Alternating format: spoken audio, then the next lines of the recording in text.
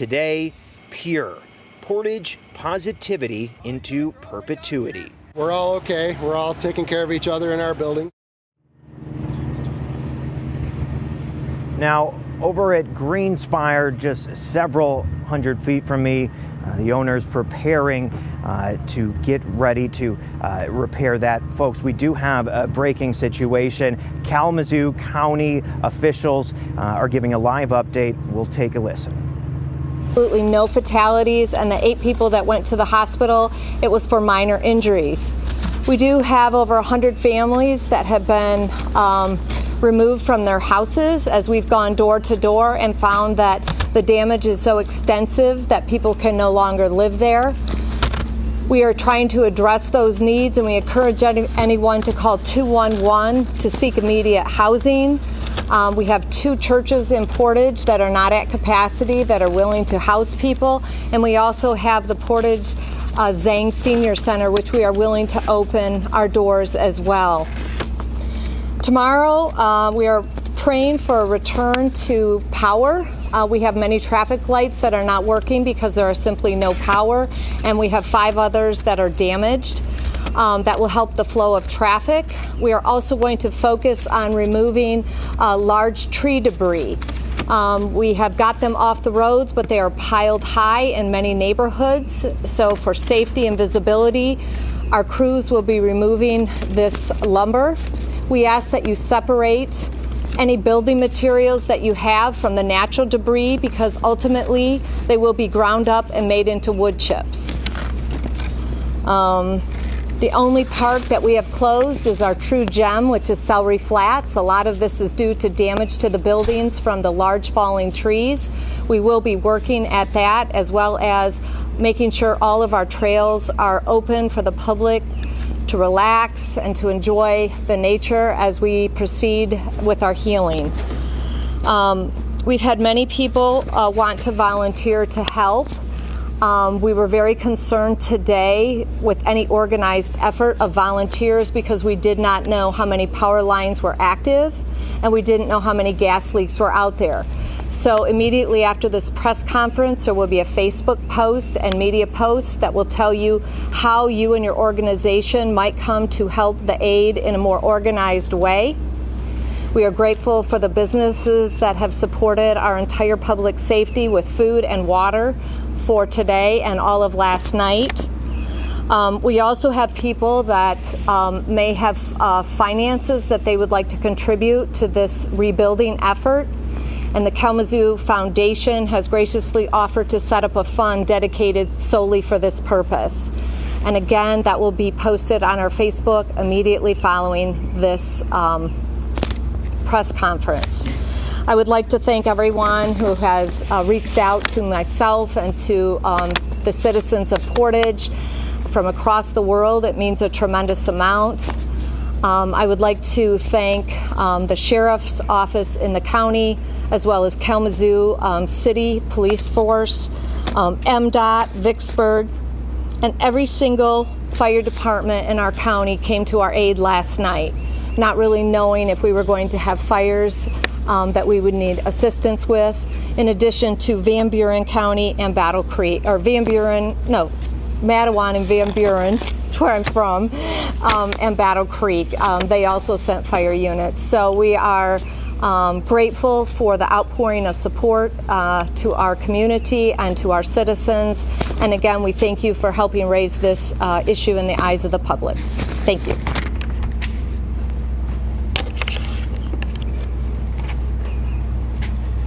Now, I'd like to invite Sheriff Fuller up to the podium to make a few comments about the county response at this time.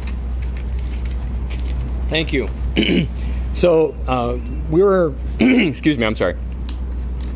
We were very lucky here in Kalamazoo County last night. You might remember that 44 years ago this coming week, there was a tragic tornado that came through Kalamazoo and took 5 lives.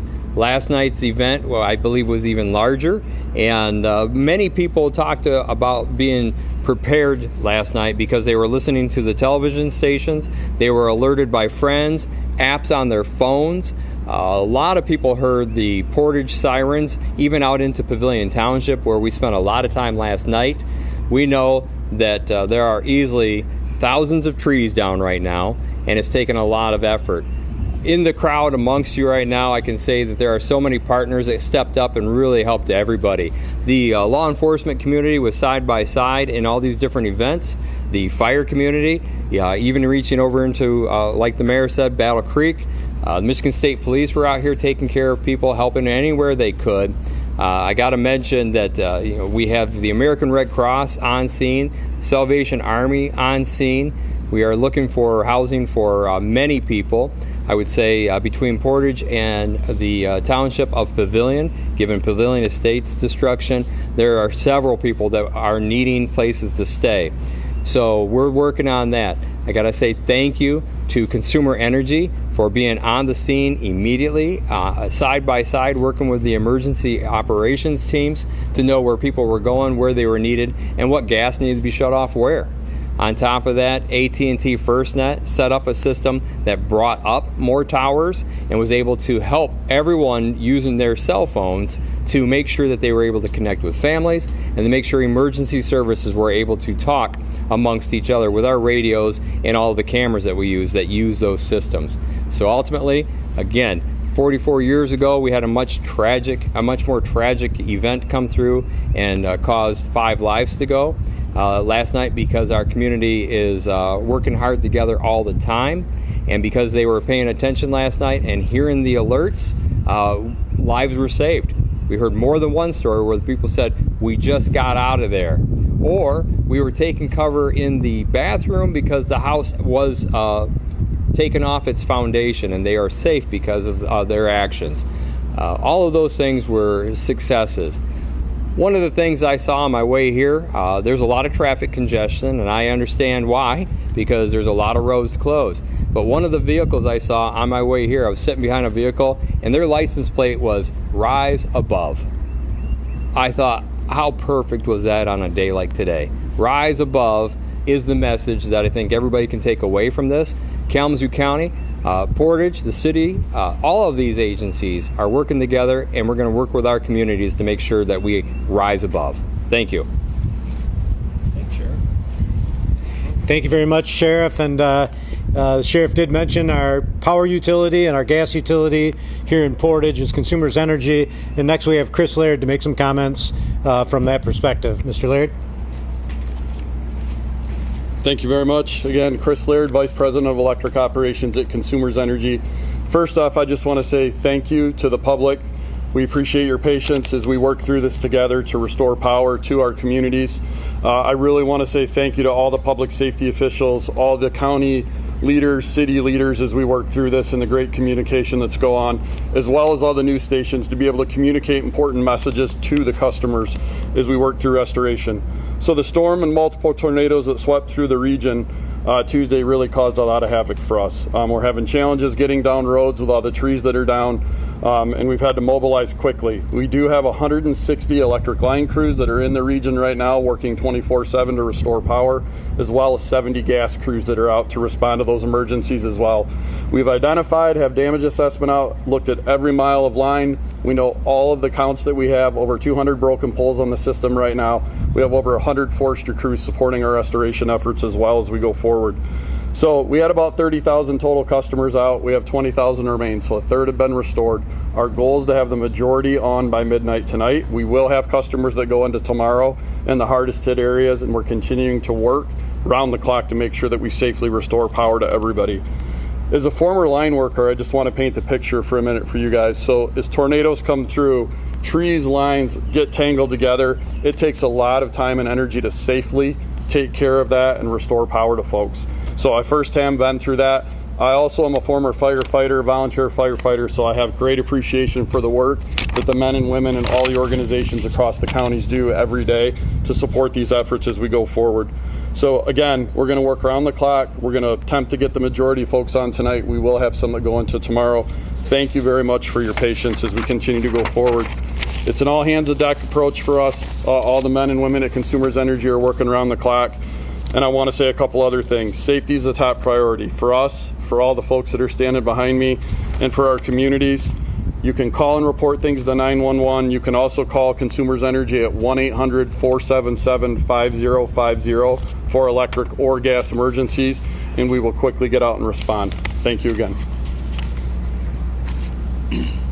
Thank you, Chris. And I do want to, we started out with our headliner, Mayor Randall, and I just wanted to comment that from when the alarms went off, she was completely involved and immersed in what was going on in Portage, and didn't give up all the way through today right now, and she's still at it. But to show what our true priority is, it is safety.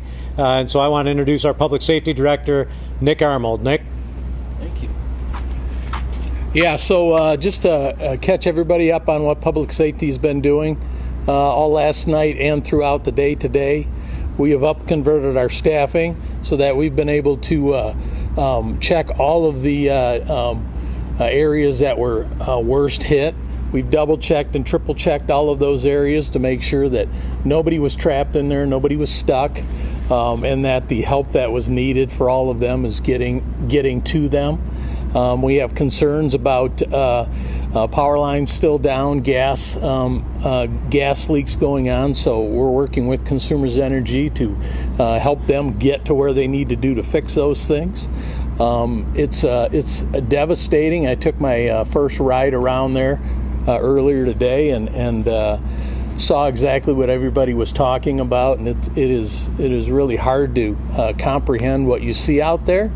And then to put that up against the fact that we had not only no fatalities, but little, if any, injuries at all, it's just mind-boggling. It makes you think that somebody was definitely looking out for us. Our warning systems worked perfectly. The phones, the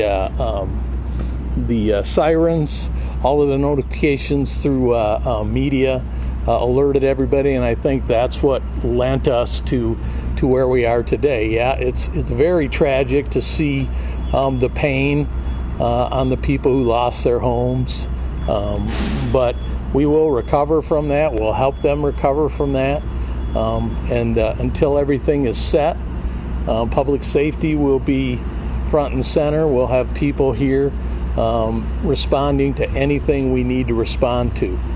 And with that, I'll turn it back over to the city manager. Well, thank goodness, right on time, the Red Cross showed up. So we're going to invite the Red Cross up to say a few words for us. Right, thank you, Mayor. Community, thank you so much for having us this afternoon. The Red Cross has activated since last night. We have a shelter that is open since last night. We currently have about 20 residents, just came from there a little while ago. And that number is fluctuating up and down a little bit. But really what we're focusing on right now is immediate needs. That means shelter, food. We also had an opportunity to visit the community earlier today that was hardest hit. And was there with the governor as well.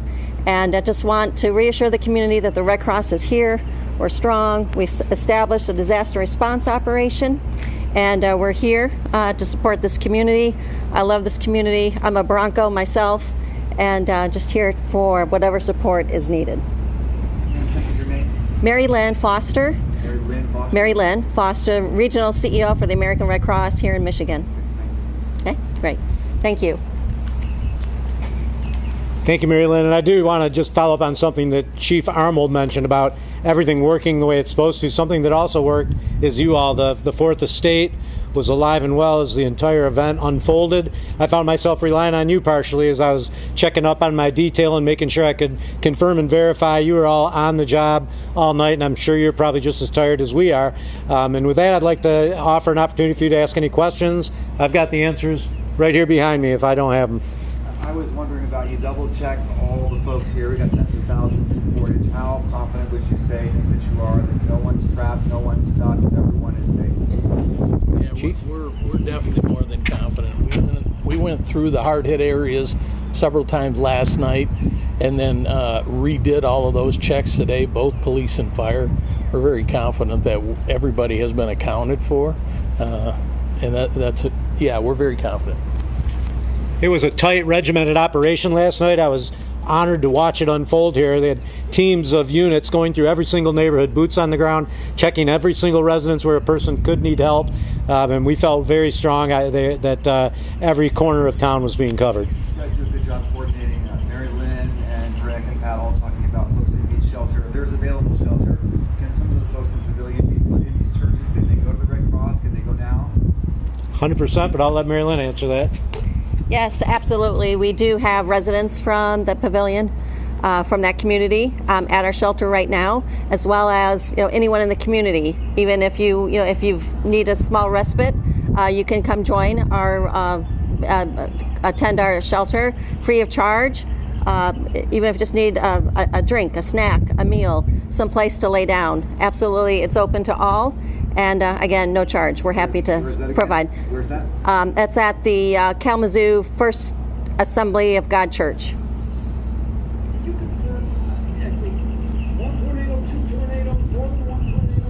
Yeah, several tornadoes, but I will let Sheriff. So right now, of course, the Weather Service is going to be out assessing the damage, looking at the evidence that's left behind in a storm like this. We were looking at radar indicated rotation that was a high indicator of actual funnel clouds. We have some pictures of funnel clouds that we're trying to vet to make sure that they're accurate and that they are really from the Kalamazoo County Portage area. And so that's part of the process. But ultimately, after getting on scene, all of these emergency units, and by chance, if you just look behind you, there are several responders who are still taking care of people today. We're out in the middle of what turned out to be a second storm event that came through. And I can say that when we were working from the Pavilion Estates mobile home community, we watched as we were alerted by the Portage team that we had another cell coming our way. We put everybody in fire trucks, police cars, at the closest home we could. And then when we were able to watch that event go across the bottom of the park, we recognized that we just scooted past something else that was easily a tornado. But of course, the National Weather Service will decide if these were tornadoes. But there was definitely two different storm events that did come straight down through Portage, starting out here at the edge of Portage, possibly into Texas Township, went across the City of Portage into Pavilion Township. Oddly enough, and I've not seen this before in the history of my nearly 38 years of emergency services, these two events were within an hour of each other, and these two events were at one point 700 feet between them.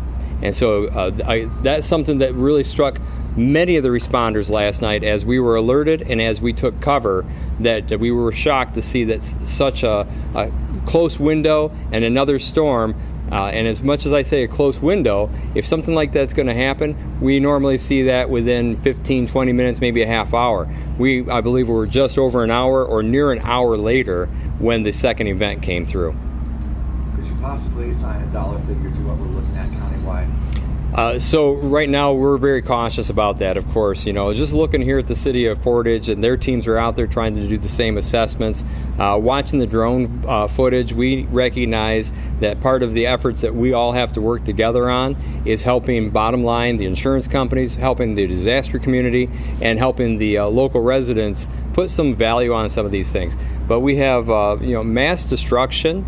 And I have to keep reminding everybody, and thankfully there are no loss of life, and that the injuries that we did see yesterday ultimately turned out pretty minor, considering that many of these people were inside these homes that are demolished, or inside some of these homes that were flipped up and upside down. And so again, very fortunate for that. We're going to work with everybody I just mentioned to make sure that if there's a dollar estimate, that's coming from professionals other than the sheriff, and that I can just tell you that the mobile home park out here in Pavilion Township, we're looking at 30 to 40% total devastation.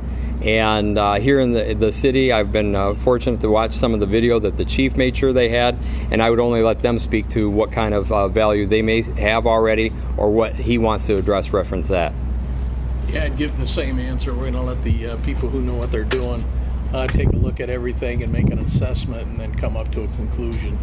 That's out of my pay grade. But I would fair to say it's going to be significant. On that topic, Mayor Randall, your emergency declaration will help homeowners, business owners who may have lost everything in the way of loans. That's the way it's supposed to work, and by issuing that, Sorry. the emergency declaration, I think, was issued last evening by myself, and then it goes to the county, and then the governor signed one as well. So that will be the catalyst for helping open up more dollars to the homeowners that have suffered the greatest. When you say hardest hit areas, can you run through some of the major intersections in Portage right now that people need to avoid? I know you say everyone needs to stay home, but there are going to be people who are going to be out driving, and it's quite extensive throughout the area. What are the hardest hit areas? Yeah, so if we were to pinpoint where we saw the most damage outside of the FedEx building, if you look between Center Road and Shuring, which is north and south, and then between Oakland and Westnedge, that's where we see the most damage. Equally, there's quite a lot of damage over Greenspire and Tall Timbers, which is on Center, more closer to 131. Can we give some more details about what happened at the FedEx facility when that came through being one of the most severely hit places, and report about employees having to stay in there for a certain amount of time? Yeah, I mean, that story's been circulated. We're not quite sure where it came from. We responded to FedEx rather quickly after the storm went through, and when we arrived there, they had accounted for all of their employees except one who was a driver that they later located. So everybody was safe and out of the building. So as far as people being trapped, maybe they were trapped before we got there and went to a different door, but we did not have any kind of extrication efforts that were needed by us.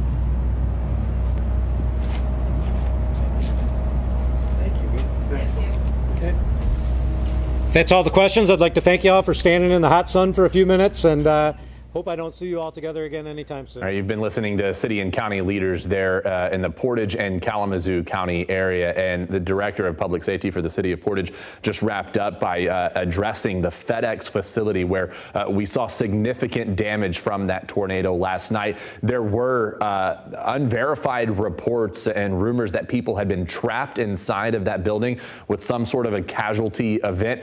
The director of public safety put those rumors to bed and said, no, that wasn't the case. They responded fairly quickly to that FedEx facility, and by the time they got there, everyone was accounted for. So whether or not they may have been trapped beforehand, he's unsure of, but no matter what, it couldn't have been long. But we do know now for sure that everyone was reported safe from that FedEx facility. Citywide in Portage, we heard from the mayor, Patricia Randall, who said that there were no fatalities, 8 minor injuries, people sent to the hospital, but there were over 100 people displaced from their homes. We do know that the Red Cross is now involved. There is a shelter that has been set up at the Kalamazoo First Assembly of God Church. Right now they have about 20 people staying there for whatever they need, whether it's shelter overnight or just a place to lay down. We did hear from Consumers Energy as well. They gave an update. They said that there was a lot of havoc caused by the storm last night. They have 160 line crews out working, 70 gas crews working to help clear up some of the damage because they have 200 broken poles that they are dealing with. And at one point, the max, they had about 30,000 customers who had lost power because of the storms last night. About 20,000 still remain. They hope to have the majority of them restored by tonight, but he did say that there could be a few people whose power will be out into the morning. Again, we heard from the Red Cross, we heard from the Portage Public Safety Director, Consumers. The sheriff did talk, and he said that while this event may have been more significant than the one that happened 44 years ago that he was reminded of, where 5 people lost their lives because of a tragic storm 44 years ago, this one may have been more active, but people were more prepared because they were heeding the warnings from people like our meteorologists who were on the air last night, and the fact that there are warnings in place. We have our crews out there in that area, multiple crews. You heard from one of our reporters there on the scene asking questions. Our Michael Martin has been anchoring our coverage for us live in Portage tonight. We're going to go back out to him with what he's been seeing. And Michael, I'm not sure how much of that news conference you were able to listen in on, but they really laid out the landscape of what they're dealing with right now in some of the hardest hit areas and how many people were impacted by this. Yeah, and Josh, it really is incredible to really hear the whole breadth of this incident. And as he talked about the recovery efforts, trying to get the power back on for tens of thousands of people, we have started probably within the last 2 hours here, really seeing those Consumers Energy crews on the ground. Now, we are going to head to one of the areas that saw some of the worst damage, homes found in the road, homes inside of other homes, and trees come crashing down. Looking at the damage by numbers here, Kalamazoo